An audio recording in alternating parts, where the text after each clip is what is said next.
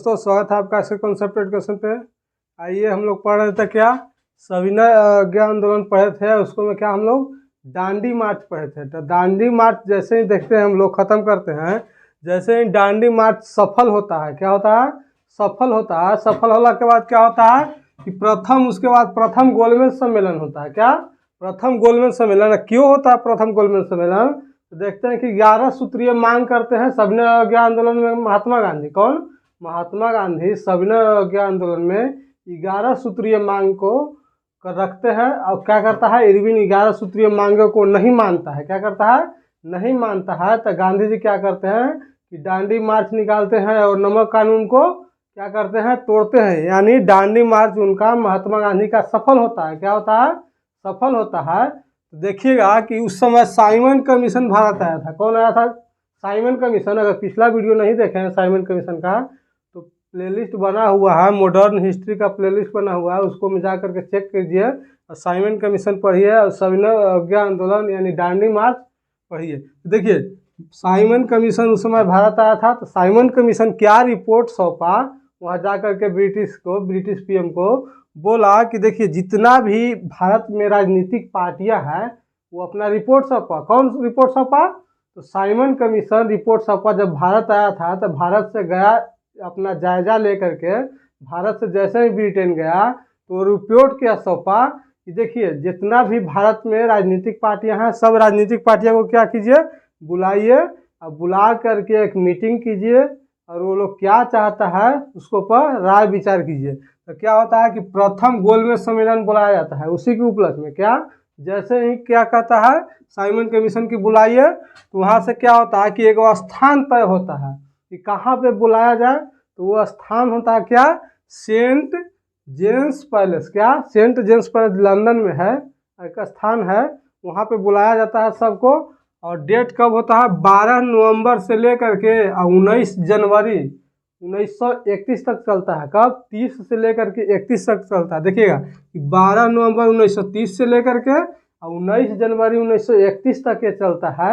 और वहाँ पे बुलाया जाता है सारे राजनीतिक पार्टियों को, जिसको में क्या होता है, कांग्रेस भाग नहीं लेता है। प्रथम गोलमेज सम्मेलन में कांग्रेस भाग नहीं लेता है। और मेन मुद्दा था उसको क्या, ब्रिटिश वाले का मेन मुद्दा था क्या कि कांग्रेस ही भारत के सबसे राजनीतिक पार्टियों में सबसे बड़ा पार्टी है और कांग्रेस ही नहीं जाएगा तो वो क्या राय ले पाएगा, नहीं ले पाएगा। इसीलिए प्रथम गोलमेज सम्मेलन असफल हो गया था, उसको मानिए सफल नहीं कहा गया था। उसके बाद दूसरे गोलमेज सम्मेलन में, कब, हम लोग प्रथम गोलमेज सम्मेलन पढ़ रहे हैं, दूसरे गोलमेज सम्मेलन में देखेंगे कि कांग्रेस के तरफ से महात्मा गांधी जाते हैं, मगर फिर भी वहाँ से क्या करते हैं, वो भी लौट करके चलाते हैं। उस सारे मांगों को पूरा नहीं होता है तो वहाँ से लौट करके चलाते हैं। तो हम लोग दूसरा गोलमेज सम्मेलन में देखेंगे कि कांग्रेस भाग लेता है तो क्या होता है। देखिए, सबसे पहले साइमन कमीशन भारत आया था। रिपोर्ट किया जा करके सौंपा कि देखिए, भारत के राजनीतिक पार्टियों से चर्चा किया जाए कि क्या वो लोग चाहता है, वहाँ के राजनीतिक पार्टी क्या चाहता है, तभी हम लोग वहाँ भारत पे ज़्यादा दिन तक राज कर पाएंगे। तो वो क्या हुआ कि वहाँ के जो पीएम था, ब्रिटिश पीएम रैमजे मैकडोनाल्ड, वो क्या करते हैं कि एक स्थान तय करते हैं। क्या स्थान तय करते हैं? तो सेंट जेम्स पैलेस जो होता है लंदन में जगह, वहाँ पे क्या किया जाता है कि सारे भारत के राजनीतिक पार्टियों को बुलाया जाता है। और डेट कब होता है, 12 नवंबर 1930 ईस्वी से लेकर के 19 जनवरी 1931 ईस्वी तक। तो 19 जनवरी 1931 ईस्वी को देखिएगा कि समाप्त हो जाता है। क्या समाप्त हो जाता है मीटिंग। तो देखिए, उद्घाटन कौन करते हैं, तो जॉर्ज पंचम करते हैं। कौन? उद्घाटन, उस जो सभा होता है, सभा का आयोजन का उद्घाटन जॉर्ज पंचम जो होते हैं वो जॉर्ज पंचम करते हैं।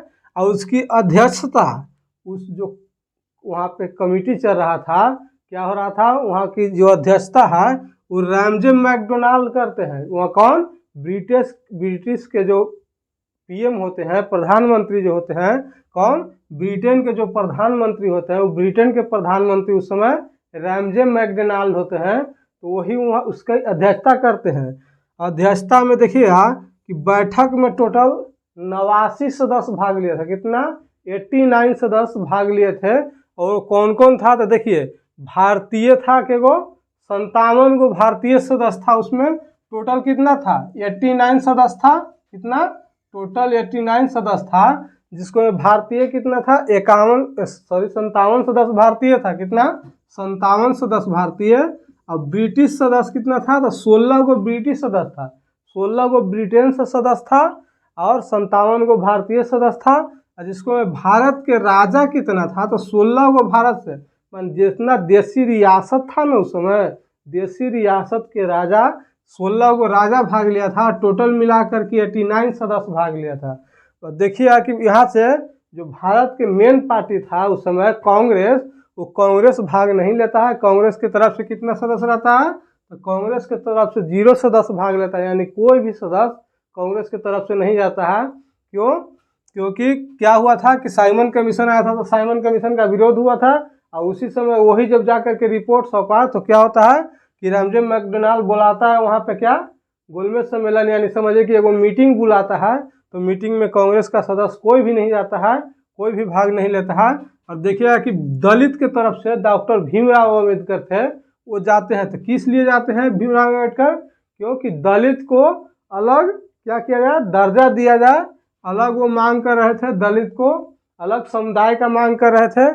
उसके बाद मुस्लिम लीग जो था, वो मुस्लिम लीग की तरफ से कौन कौन गए थे, तो जिन्ना और आगा खां, ये दोनों गए थे प्रथम गोलमेज सम्मेलन। यहाँ से क्वेश्चन उठाता है क्या, यहाँ से क्वेश्चन एग्जाम में उठाता है कि दलित की तरफ से प्रथम गोलमेज सम्मेलन में दलित की तरफ से कौन भाग लिए थे, तो दलित की तरफ से कौन भाग लिए थे, भीमराव अम्बेडकर। उसके बाद उठाता कि मुस्लिम लीग की तरफ से कौन गए थे प्रथम गोलमेज सम्मेलन में भाग लेने, तो जिन्ना और आगा खां गए थे। कौन? जिन्ना और आगा खां गए थे मुस्लिम लीग की तरफ से। और उदारवादी नेता में कौन गए थे, तो तेग बहादुर। कौन? तेग बहादुर गए थे। ये तीनों समझिए कि एकदम वेरी वेरी इंपॉर्टेंट है, तीनों एग्जाम में क्वेश्चन उठाया हुआ क्वेश्चन है। तो ये तीनों माने विख्यात क्वेश्चन है, इसको याद कर लेना बहुत जरूरी है। देखिए प्रथम गोलमेज सम्मेलन में दलित की तरफ से डॉक्टर भीमराव अम्बेडकर गए थे और मुस्लिम लीग की तरफ से जिन्ना और आगा खां गए थे। और उसके बाद उदारवादी नेता में तेग बहादुर गए थे। और कांग्रेस की तरफ से एक क्वेश्चन और उठा था क्या कि कांग्रेस की तरफ से प्रथम गोलमेज सम्मेलन में कितने सदस्य भाग लिए थे, तो एक भी सदस्य भाग नहीं लिए थे। अब प्रथम गोलमेज सम्मेलन का निष्कर्ष क्या निकलता है, तो समझिए कि एकदम निष्कर्ष इसका 0 था। क्या था? 0 था। मगर फिर भी 2 गो निष्कर्ष था। कौन कौन था? देखिए अखिल भारतीय संघ की स्थापना होता है, प्रथम गोलमेज सम्मेलन के द्वारा ही अखिल भारतीय संघ की स्थापना होता है। और केंद्र में द्वैध शासन की व्यवस्था होता है। देखिएगा उस समय राज्य में भी द्वैध शासन था और केंद्र में भी द्वैध शासन था। क्या था? द्वैध शासन था। तो वो क्या होता है कि केंद्र में सिर्फ द्वैध शासन रहेगा, यानी केंद्र में राज्य से हटा करके अब केंद्र में शिफ्ट कर दिया जाता है, यानी केंद्र में द्वैध शासन रहेगा। तो यही 2 निष्कर्ष निकलता है। और बैठक की समाप्ति 19 जनवरी 1931 ईस्वी को होता है। क्या? बैठक की समाप्ति 19 जनवरी 1931 ईस्वी को हो जाता है। और उसके बाद मेन था क्या, कांग्रेस को बुलाना और कांग्रेस से ही राय करना मेन था। किसको? मैकडोनाल्ड को। मेन उद्देश्य था रामजे मैकडोनाल्ड को कि कांग्रेस के ही नेता को बुलाएं। और कांग्रेस के नेता को गेवे नहीं किया। क्या किया? कांग्रेस के नेता को गेवे नहीं किया। तो क्या हुआ कि इसको मीटिंग को समाप्त कर दिया गया। और फिर लगले तुरंत क्या हुआ, तुरंत हुआ कि इसे दूसरा गोलमेज सम्मेलन बुलाया जाए। कितना? दूसरा गोलमेज सम्मेलन बुलाया जाए। और गांधी जी उस समय कहाँ थे? उस समय जेल में थे। कहाँ? आगा खां पैलेस में थे महात्मा गांधी। तो क्या किया जाता है कि महात्मा गांधी को आनंद फानन में उनको छुड़ाया जाता है जेल से। क्या? उसको रिहा कर दिया जाता है, महात्मा गांधी को रिहा कर दिया जाता है। उसके बाद फिर द्वितीय गोलमेज सम्मेलन में कांग्रेस की तरफ से महात्मा गांधी जाते हैं। तो वही फिर अगला हम लोग द्वितीय गोलमेज सम्मेलन पढ़ेंगे। देखिए इसको एक बार फिर से रिवाइज कर लेते हैं। प्रथम गोलमेज सम्मेलन, प्रथम गोलमेज सम्मेलन देखिएगा कि सविनय अवज्ञा आंदोलन यानी डांडी मार्च के बाद जब 11 सूत्रीय मांग करते हैं महात्मा गांधी, और 11 सूत्रीय मांगों को क्या करता है, इरविन नहीं मानता है। तो देखिएगा कि डांडी मार्च करते हैं, नमक कानून को तोड़ करके महात्मा गांधी अपने क्या करते हैं कि सफल हो जाते हैं अपने आंदोलन में। तो उसके बाद आता है साइमन कमीशन, भारत आता है। तो साइमन कमीशन आया तब भारत जा करके ब्रिटेन में क्या रिपोर्ट सौंपा कि भारत की जितनी राजनीतिक पार्टियां हैं सबको बुलाइए और बुला करके एक मीटिंग कीजिए कि भारत के लोग क्या चाहता है। तो उसके बाद स्थान फिक्स करते हैं कौन, रैमजे मैकडोनाल्ड जो होते हैं वो स्थान फिक्स करते हैं। तो स्थान भी पूछता है एग्जाम में, सेंट जेम्स पैलेस लंदन, क्या सेंट जेम्स पैलेस लंदन। और कब से कब तक मीटिंग चलता है, तो 12 नवंबर 1930 से एक क्या 19 जनवरी 1931 तक। कब, 19 जनवरी 1931 तक चलता है। उद्घाटन उस मीटिंग का, किसका, उस मीटिंग का उद्घाटन कौन करते हैं, प्रथम गोलमेज सम्मेलन का उद्घाटन कौन करते हैं, तो राजा जॉर्ज पंचम करते हैं। कौन, जॉर्ज पंचम करते हैं। और उसकी अध्यक्षता रैमजे मैकडोनाल्ड, ब्रिटिश के जो पीएम था, जो ब्रिटेन के पीएम था, वो पीएम राजा क्या रैमजे मैकडोनाल्ड जो था ब्रिटिश के पीएम यानी ब्रिटेन के पीएम, उसकी अध्यक्षता करता है। प्रथम गोलमेज सम्मेलन की अध्यक्षता मैकडोनाल्ड करता है। कौन, मैकडोनाल्ड करता है। और इस बैठक में, प्रथम गोलमेज सम्मेलन में टोटल 89 सदस्य भाग लेता है, जिसको भारतीय सदस्य कितना था, 57 भारतीय सदस्य। अब ब्रिटिश सदस्य यानी ब्रिटेन के 16 सदस्य था। अब भारत के रियासती जो राजा था, रियासत के जो राजा था वो 16 था। टोटल मिलाकर के 89 सदस्य भाग लेता है। कितना, 89 सदस्य भाग लेता है। और मुख्य उद्देश्य उसका था कांग्रेस को बुलाना। भारत की उस समय सबसे बड़ी पार्टी कांग्रेस था, कांग्रेस के बुलाना मुख्य उद्देश्य था। और कांग्रेस से एक भी सदस्य भाग नहीं लेता है। तो इस समझिए कि प्रथम गोलमेज सम्मेलन को सिर्फ बुलाना उसका उद्देश्य था, बुला करके कांग्रेस को बुलाना आदेश था। और कांग्रेस गए नहीं किया, तो तुरंत आनंद फानंद में क्या किया जाता है कि उस मीटिंग को समाप्त कर दिया जाता है। और फिर अगले दूसरा मीटिंग बुलाया जाता है, क्या, दूसरा गोलमेज सम्मेलन बुलाया जाता है। दूसरा गोलमेज सम्मेलन में हम लोग देखेंगे कि कांग्रेस के तरफ से महात्मा गांधी जाते हैं भाग लेने। क्या, महात्मा गांधी जाते हैं भाग लेने। तो महात्मा गांधी हम लोग दूसरा गोलमेज सम्मेलन में देखेंगे।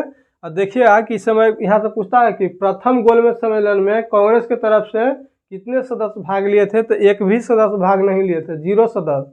और दलित की तरफ से भीमराव अम्बेडकर भाग लिए थे। और मुस्लिम लीग की तरफ से जीना और आगा खां भाग लिए थे।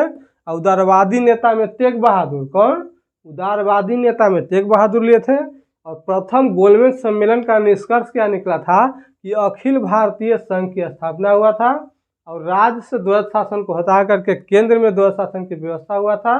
और लास्ट में प्रथम गोलमेज सम्मेलन की समाप्ति कर दिया गया था 19 जनवरी 1931 ईस्वी को। कब, 19 जनवरी 1931 ईस्वी को प्रथम गोलमेज सम्मेलन समाप्त होता है। और उसके बाद फिर आगा खां पैलेस से क्या किया जाता है, यानी जेल से महात्मा गांधी को छोड़ा जाता है।